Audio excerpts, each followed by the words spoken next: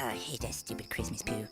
Hello, Mr. Hanky, and Merry Christmas to you. Gee whiz. Alright, so just got in from Dig or Die like literally an hour ago helping John. We're going to try to make some progress tonight on this car because this wiring is absolutely killing me, to tell y'all the truth. And I'm not even wiring nothing. I'm literally just straightening up wiring, basically, for lack of better terms. But it's really slowing down my progress. I really want to move on to the front end. I want the motor in the car so bad.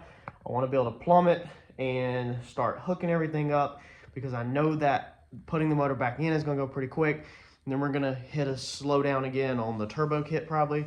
But I wanted to get on to the good stuff. We got to get through the freaking wiring cleanup. And the sad thing is, once we get through this, we won't even be done, because then we'll need to add some new wiring that will need to go over top of this wiring. But we're trying to just get what we already have cleaned up and organized and done. So I feel like I'm right there at it, man. I feel like I'm so freaking close to being caught up on it. But then it feels like it's a mile away. So went to Dig or Die, helped John today. You'll see his video how all that went. But yeah, it's time to try to make some more progress today. Did drop the smart cools off, so the car is getting switched over to smart cools. I'll show you all that. We dropped off the harness with Chris, the guy that does all my wiring. Actually, like when stuff's wired from scratch and not me just changing stuff and cleaning stuff up. Got him the smart cools, picked up the new shocks for the front end. We went Minster shocks for the front end. They're pretty good units. Donald gave us a deal on them. They were ones actually off of Randy's car at one point that he had used. And what else did we accomplish today? There was one more thing. Forgot what it was. Making progress. All right, let me jump in here and start sorting wires out. Man, I feel like I'm so close to it, I can taste it. So I think we're there. Got these wires hooked back up. Did not hook that one up. If you recall, this was our little light that I had made. I literally just bent up a wire and put a heat shrunk a LED to the end of it with the wire and had bolted it right there, and this lit up the side of the shifter so I could see it, because the angle that the shifter was at nighttime, I could not see that thing to save my freaking life because of how it was drilled. So it was one of them situations where you sit in the car during the build process, which is kind of like right now, and you angle it where you want, and then you don't think about like seeing it at the racetrack at nighttime when the inside of the car is dark. You can't hardly see nothing. You got a little bit of light coming through the windshield. But I had put it so that when you're sitting there, your arm, the shifter was pretty much straight off the arm, meaning your eyesight right here off the camera is straight down it, looking down the side. You can't see the actual side of it right here. So this time, instead of having the shifter right here off of our eyesight, we're gonna cock it a little bit like this. So right here, we can actually see the side of the shifter. So we can actually see it like that versus having it turned where you're looking at it like this. Because I had it pretty much where I was looking at it like that pretty much. And you couldn't actually see what gear it was in.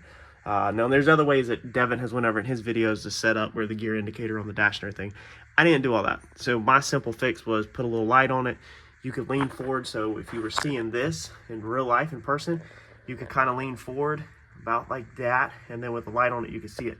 So this time we're hoping that we're kind of looking at the shifter about like that. We kind of want to be looking at the gears slightly when we're sitting in it, but we also don't want it turned so crooked that you're slamming it like this sideways. You still want to be able to bump it like that, but we kind of want to be sitting at it and kind of bump it forward like that, not bumping it towards the footwell like that, which is how I had it set up, where you bumped it like that. We kind of want to be going forward with it like a normal car shifter, not quite at a 45, a little bit less. So that's just one example of things that I didn't like about the car. But that shifter sat so low in the center console that you couldn't see, there wasn't room to really re-drill that hole without extending it up. Like, it would have been a lot of irritation.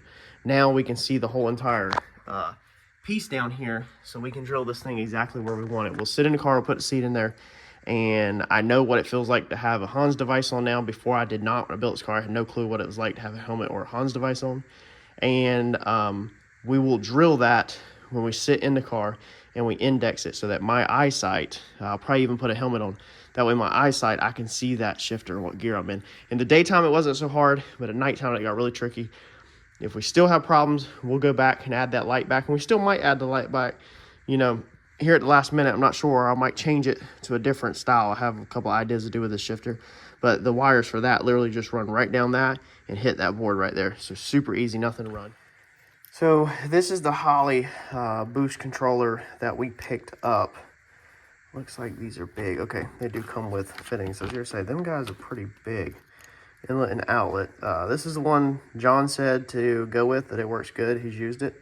There is a cheaper way that John did on his car, but you know, I'm not really looking for the cheapest way. Honestly, I'm not really interested in the cheapest way. Some things I will, but other things I just want to work right.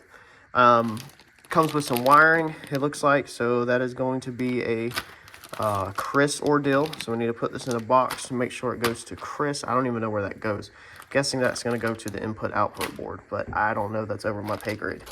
So we'll put that back in that box, and then we need to figure out where we're going to mount this guy at, and go ahead and get our lines in here, our push lock fittings in, because I think we'll be able to go ahead and plumb this. I think I took notes on John's car on how to plumb this. That has to do with the turbo system. So let's find where we're going to put this, and we need to dig out the solid state relay, the nitrous one that we're going to be using for the bump, same way John does it.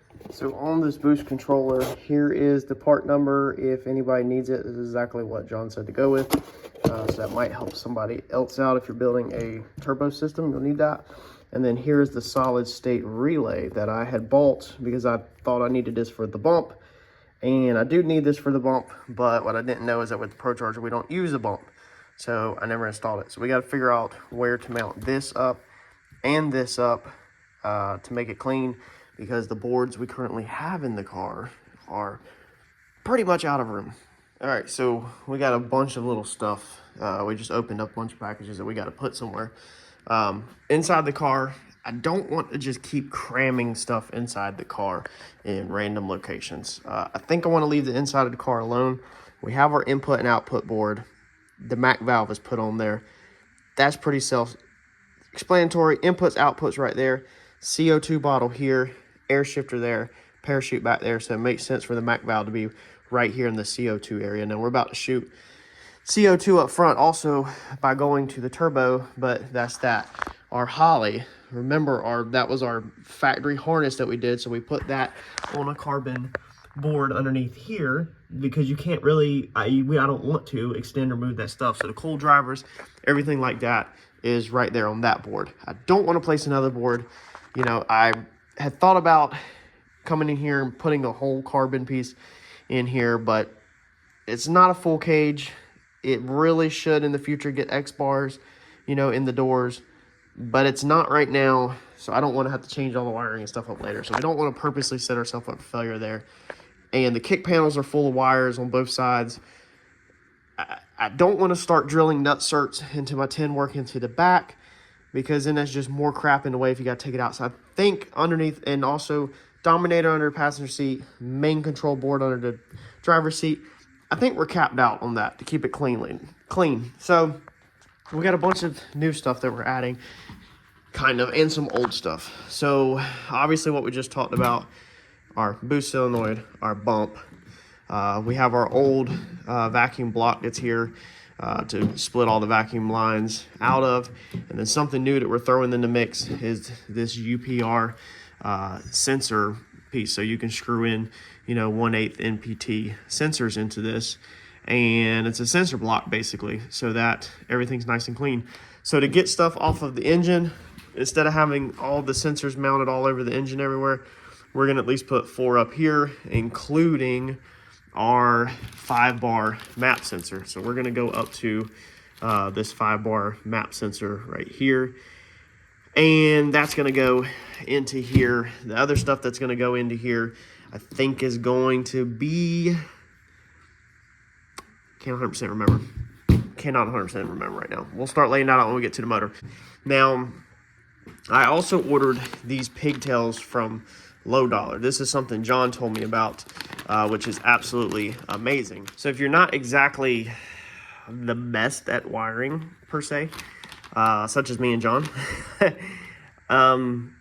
this is an amazing piece that Low Dollar offers. So they literally, you can order them in shorter bands, but this is 15 feet of basically a pressure sensor, this little 3-prong pigtail that goes to your 3 little wires right there. So literally all you have to do is hook this end up. You don't have to make this 90, you don't have to make this sensor, you don't have to run this wire.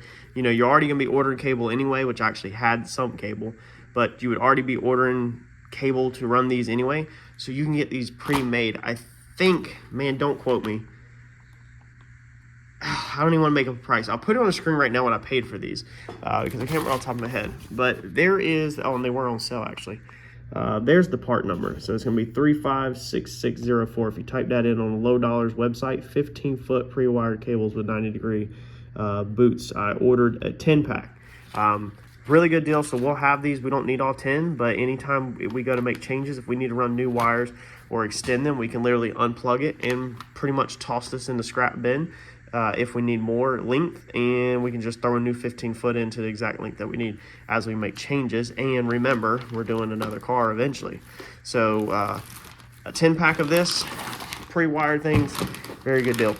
So what we need to basically put in somewhere in an area is we need to add all of these into one area. So what I'm thinking is we will come right here and put them inside the fender. All right, so on our vacuum block, stand corrected, instead of putting it on the side over there, that means you would have to run a line out of the intake to the side and a line off of everything that you're using vacuum on up here, including blow-off valves, wastegates, everything would have to go over there to the side. So you'd literally be running a lot of lines around the corner for no reason. I'd like for them to be kind of hid in a central location. So we're gonna hold off on this. We're either gonna put this inside the intake or underneath the, let's see here, underneath the intake manifold, or we're gonna either put this on the back of the firewall. I was thinking about right here below where all the wires come through. I just put our new piece on, a larger piece to fix our bigger hole, and we have our wiring harness ran through it. So think about putting that right there, changing these 90s to straights, and then the vacuum lines can literally go down right behind the motor. Got plenty of room. Motor obviously sits in front of the mid plate. This thing is smaller than that. So it could work right there, but then I was like, well, if we need to change fittings or anything like that, it's gonna be kind of hard to get a wrench there. You to take the intake off. So maybe this thing should be a little bit more accessible or ease of access or something. So I'm almost thinking about using these bolts right here off of the, I think it's like the steering column or something right there. Anyway, there's a couple bolts right here that I could build an aluminum bracket and mount this thing right here. However, the heads do come right here. I don't remember how far back they go. There's no connections on the driver's side head. The passenger side head has a bunch of, or 3 sensors. So the only sensors on the back of Coyote are literally on the passenger side head. So I don't want them to be over here on this side, because there's already gonna be wires running over here and sensors that you may need to get your hands back to. However, we do have this area over here. All right, so finally moving underneath the front of the car, or in the front of the car. So we're gonna use this remote PSI sensor block right here to keep these sensors out of the car. Now the wheel obviously cuts up in here like this, doesn't hit the brake tab, does not hit this corner, doesn't hit any of this. It's right here. It's a little close, but it's right here. So we've got all of our sensors indexed where the nipples are right here, where the plugs, so that the 90s shoot back about right here at a 45. We got room underneath here for one more sensor right off this white one. That's gonna be our 5-bar sensor in the back. And then these are gonna be 0 to 100 PSI pressure sensors, all 3 of these. I gotta order one more, and then this will allow us to pull in our lines across the top. That way they can pretty much go behind the valve cover or over the edge of the valve cover, probably snake behind it, and then hit this. I put the block offs in the front because I know I'm not going into there. All the lines would be coming straight into the top and then going into the motor. This is just going to clean it up just a little bit on the motor so we don't have pressure sensors all over the motor, and they're more isolated right there to the frame rail. All right, I think we're getting somewhere. So mounted our Holley boost solenoid up right there, and went ahead and mounted our solid state relay. And then we already have 2 holes that are in the car that go to the inside of the car right there that we can get wiring down here and inside the car. And there's also a straight shot through there pretty much if we need to be. So I think that's gonna work out perfect. I'm not sure exactly how this thing's wired up. I'm gonna leave that to Chris, but if we need to add a relay or anything, then we can easily add a relay right here or this nutsert right here, whatever. We can add whatever we need right here and get our lines in. We've got wires that come off of here that can go in there. So I think this is gonna be a good area for that. And then if there's anything else that we may need to add electronic wise underneath the hood, I think we can add them all right into here, but we'll see piece by piece.